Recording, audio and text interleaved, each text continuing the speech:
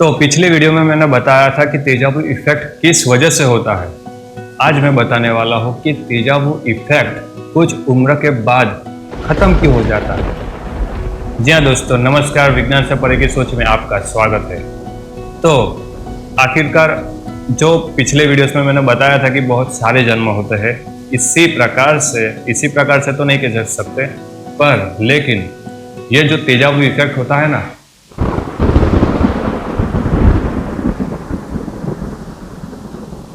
हाँ, जो ये तेजाबू इफेक्ट जो अपनी उम्र होती है, मैंने बहुत सारे जन्म बोले थे, अब मैं बहुत सारे जन्म में एक्सप्लेन करने वाला हूँ। आप ध्यान से सुनिएगा तभी आपको कुछ समझ आएगा कि अंदर से मेरे अंदर से शब्द निकल रहा है। बहुत ही बारीकी से सुनना पड़ेगा आपको, ठीक है। तो तेजाबू इफेक्ट हम जब छोटी उम्र के होते हैं, अभी आपको मैं एक स्टोरी सुनाने वाला हूँ, ठीक है। अभी आपका पहला जन्म है, आप पहली बार इस धरती लोक में जन्म लिए हो, ठीक है। अभी आपको इसका कुछ नॉलेज नहीं है। अभी आप 1-2 साल 5 साल के बाद आप मर गए, समझ लो, ठीक है। पर 5 साल के बाद मरने से आप रिपीट वही जन्म लोगे, वापस से वही जन्म आपको मिलेगा, ठीक है। अब आप 7 बरस के हुए, 7 साल के होने के बाद आप मर गए, फिर भी रिपीट पैरेलल यूनिवर्स में, ये मल्टीवर्स है, ठीक है। ये सिर्फ समझाने के लिए थ्योरी है, इसको कोई एक्सपेरिमेंट नहीं किया गया, इसलिए आप कुछ हद तक समझ सकते हो। इसके लिए मैं ये सब बोल रहा हूँ, ठीक है। तो अब चलते हैं कि जो मल्टीवर्स यूनिवर्स में जो कि बहुत सारे जन्म हो सकते हैं, ये हो सकता है हमारे जैसे होता है, जी हाँ, हमारे जैसे होते हैं। वो सब पास्ट, प्रेजेंट और फ्यूचर का जो ताल्लुक होता है उसमें, वो दूसरा टॉपिक है। तो इसमें क्या होता है, 7 साल के हुए आप, उसमें मर गए, अभी वापस से तीसरी बार जन्म लिया, तीसरी बार में आप 10 साल में मर गए, चौथी बार लिया, 5वीं बार लिया, ऐसा करते करते आप जन्म लेते ही जा रहे हो, जब तक आपकी जो रियल टाइम की जो मूवमेंट हो, रियल टाइम की जो समय हो आपके मरने का, वो समय पर नहीं मरते, तब तक आप रिपीट जन्म लेते ही जा रहे हो। सुना है ना कि अधूरी ख्वाहिश पूरी नहीं हुई, वो पूरा करने के लिए इस पृथ्वी लोक पे मैं अभी टिका हूँ। तो उसका यही रीजन है, आप रिपीट जन्म लेते ही जा रहे। पर ये यूनिवर्स में नहीं, ये यूनिवर्स पे हाल अभी आप ये वीडियो देखते देखते मर गए ना, तो आप दूसरे यूनिवर्स में तुरंत पलक झपकते ही जन्म ले लोगे। आपकी लाइफ वही है जहाँ इस लोक पे आप बचपन बिताया था, वही same to same copy by copy आप जन्म ले लोगे, ठीक है।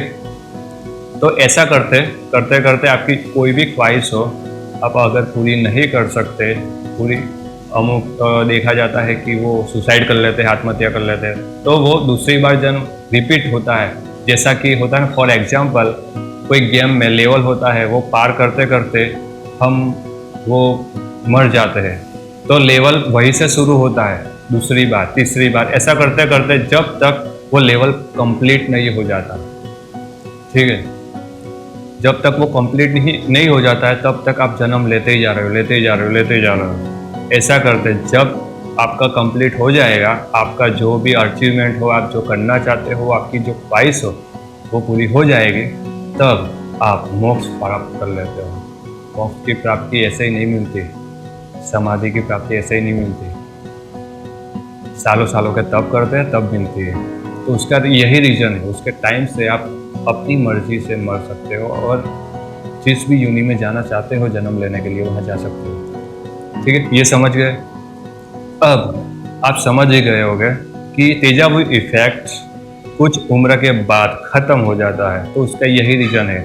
अगर आपका 15वां जन्म है और आप 12 साल के बाद मर गए हो, 12 साल में ही, तो 12 साल के हो जाओगे जब आप, 12 साल के बाद का तेजाबू इफेक्ट नहीं होगा, क्योंकि वो याद जो है, आपका जो अनुभव है, वो रिकॉर्ड ही नहीं हुआ ना आपकी चेतना में, आपके ब्रेन में, तो वो कैसे याद होगा आपको। वो आपके लिए नई लाइफ होगी।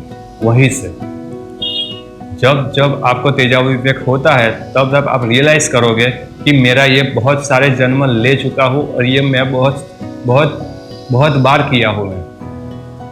मेरी 18-19 साल के बाद मेरा तेजाब इफेक्ट ख़त्म हो गया था। तो उसका मतलब है कि मैं बहुत सारे जन्म ले चुका हूँ अभी। तो 19 साल में मैं मर गया था पुनर्जन्म में, वो मुझे मालूम पड़ गया।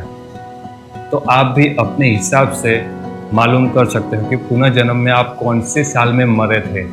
ठीक है, तो आपको जवाब मिल गया होगा। आई होप कि आप समझ गए हो मेरे में क्या कहना चाहता था।